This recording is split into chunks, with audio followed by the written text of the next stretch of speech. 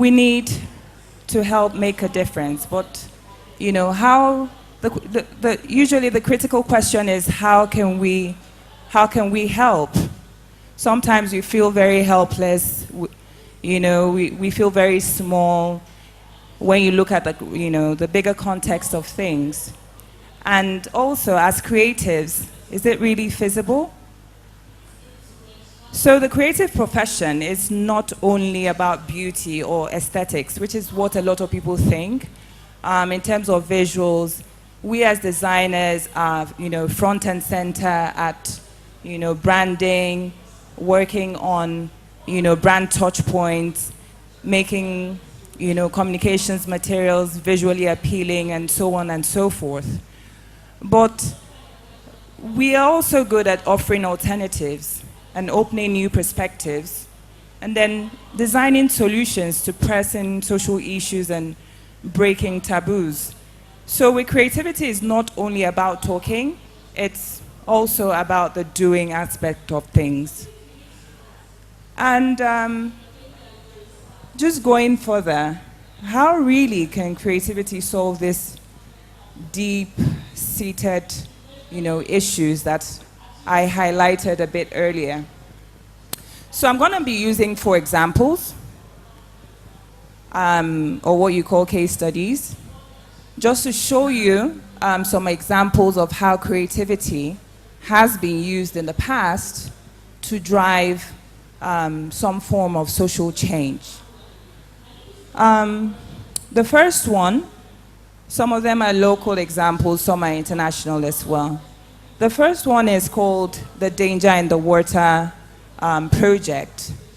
Some of these topics cut across different issues, so some may be political, where something creative was used to, advocate for some political campaign, or it may be on social impact, or it may be a project that, was initiated to help solve some energy problems, somewhere in Africa. So the first one I'll be talking about is the Danger in Water. This was an environmental impact project that was executed in the USA. A company called the Less Plastic, a UK organization, wanted to raise awareness about the environmental impact of plastic in oceans.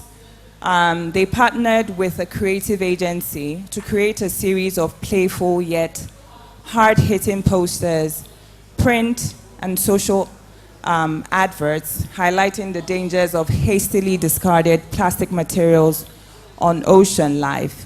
So the reason why I'm playing these, or I'm showcasing these studies, is to help you, I know we have some students here. Any of you students? No students. Any of you graphic designers? Can I see some hands? Okay. So, just to help you start thinking, in whatever space you are, ways that we can leverage creativity to drive that social change that we're looking for. So here are some of the examples of the posters that they developed. They were very impactful. If you can see, there's some copy at the bottom. This sort of shows like plastic knives, in the middle of the ocean, just like maybe a shark. So they're using the whole creative process to represent this problem and, what the solution could be. If you can see this, it says more than 100,000 marine animals lose their lives to plastic each year. So that is a really huge number. And, with this sort of situation, if nothing is done about it, you find you're beginning to talk about extinction and, some species of animals not being there anymore. This is a representation visually of a wave, but with plastic, showcasing the fact that if you read the copy at the bottom, more than 8 million metric tons of plastic flood our oceans every single day. So it gets you to start thinking. I mean, this cuts across. Everyone here uses plastic, but where does that plastic go to? At the end of the day, it ends up in our waters. It ends up poisoning our sea life. And what is the end result of that? Sometimes there are communities that depend on seafood to eat, and then you find that there's starvation, and then there's that huge problem that comes from these things. So these visual parallels are some of the smartest we've seen. The photography you saw is direct, effective, and the copy is spot on. It's creative, approachable, and visually edgy without feeling dogmatic or sensational. The second case study is a project I saw very early on in my career, and I think maybe 4 years ago. And this project has stuck through the years. I don't know why, but immediately I saw it, I was very interested in it. I wanted to know more. It's about this little light that is solar powered. There's an American artist called Olafur Eliasson that developed it for Africa.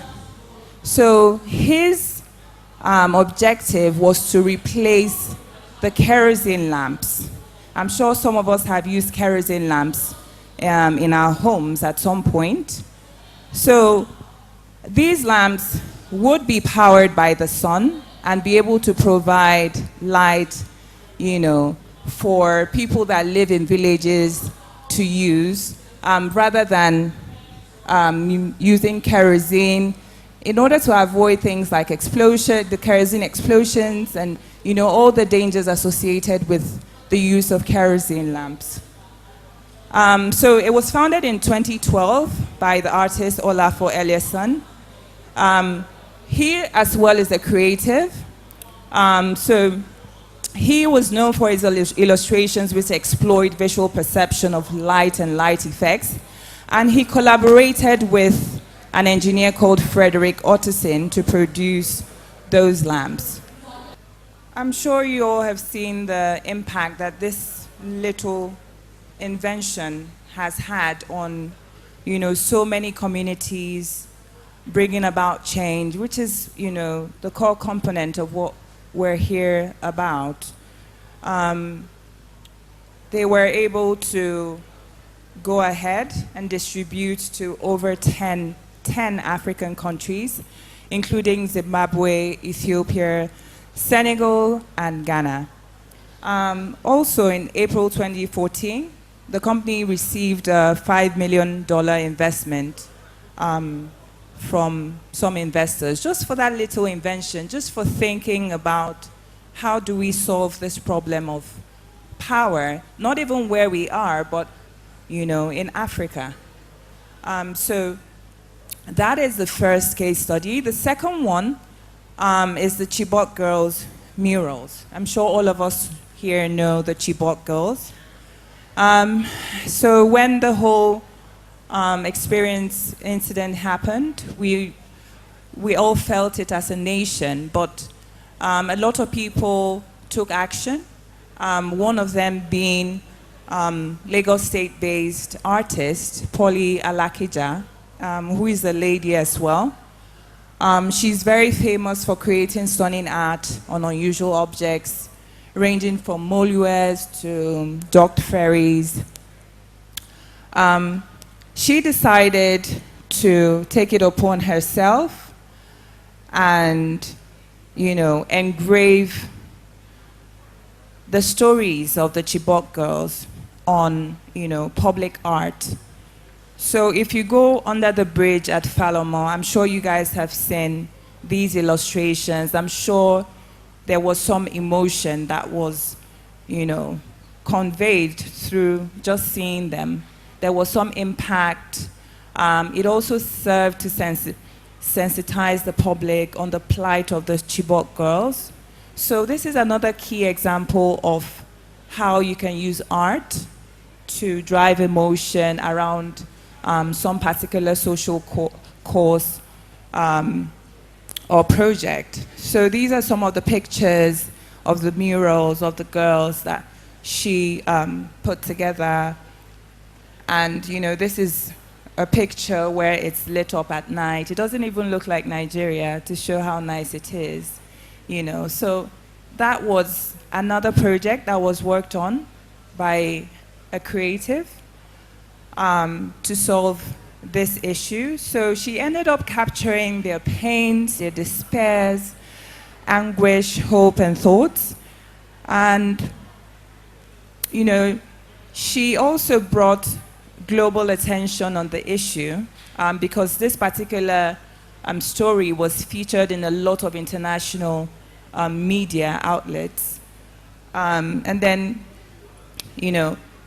she just helped to shine the spotlight on the whole experience. The fourth project that I'll talk about, and the last one, or the case study, is the one for a social enterprise that my company launched called The Designers Arise. So The Designers Arise is a talent showcase platform for creative professionals. And what we do, we have a talent showcase website where you can, as a creative, go on and post your work for people to, to view your work, see your work, expose you to the different opportunities available. And we also have design-driven networking events and competitions.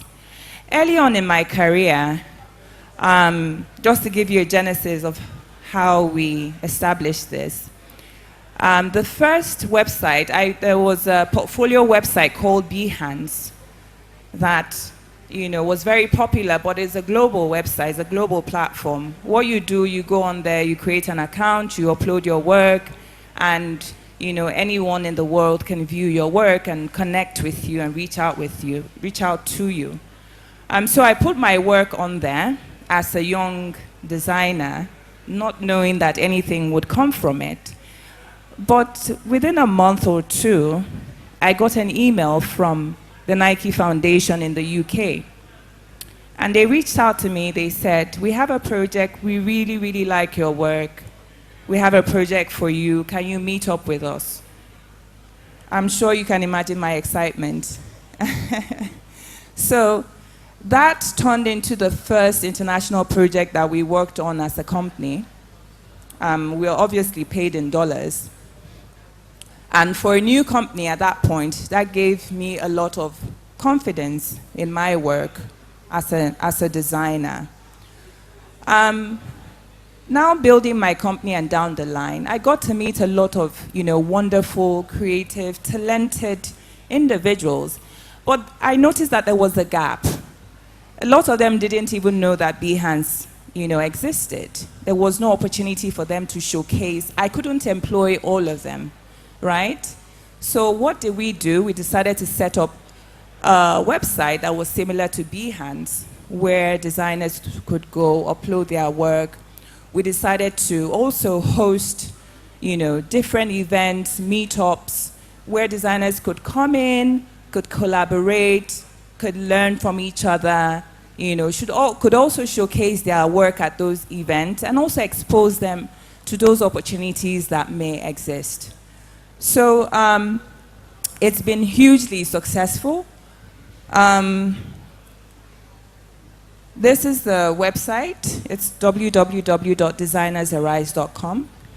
And we recently, I think 2 weeks ago, hosted an event. I'm going to play a video.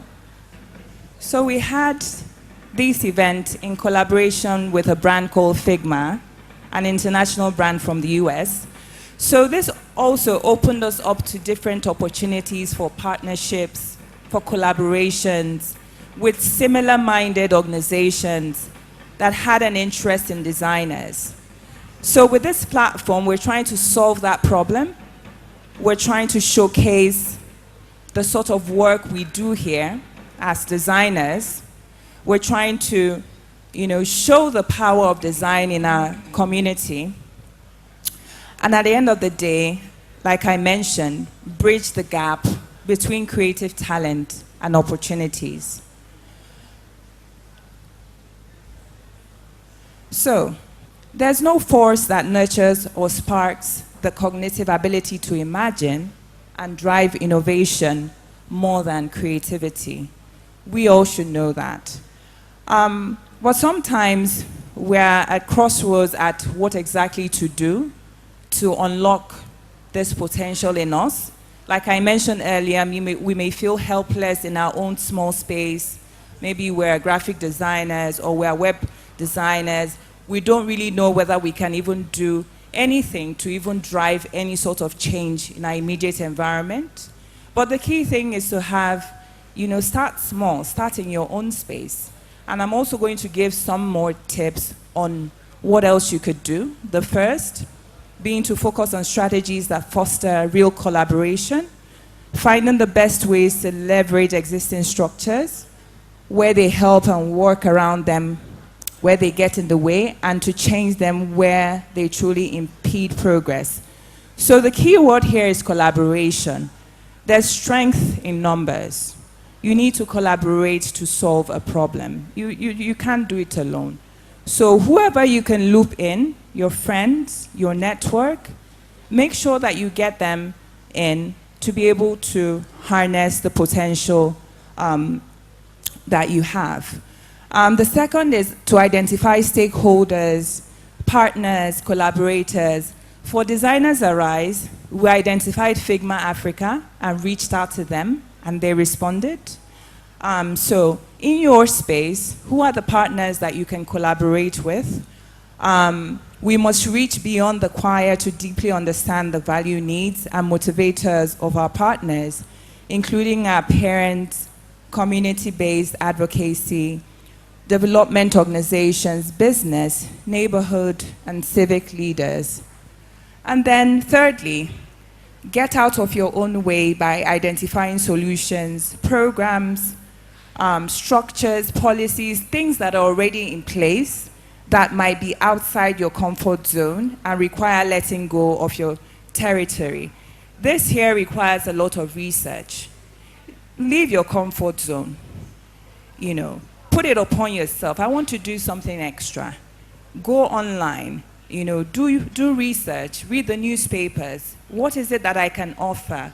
What is it that I can use to make an impact? And definitely you would find it.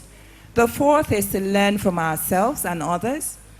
A great deal of thinking and work has been done, like the ones I showed you. Sometimes you don't have the ideas of how to start. Go and look at what others have done in the past and has changed the positioning, importance, and funding in many other arenas. And then fifth, recognize that it will be hard. Nobody said it will be easy. And it will take a long-term commitment. It's not a simple or an obvious task. The political challenges, economic restraints, competing interests, priority gaps, and complexities are all real and significant challenges. Obviously, the same with, just the hustle and bustle of life, going to school, going to work, 9 to 5, traffic. It's not going to be easy, but if you put your heart out to it, there would definitely be a role that you can play. Ultimately, we must seize the moment. Right now, we're in time of massive economic change, political and generational change.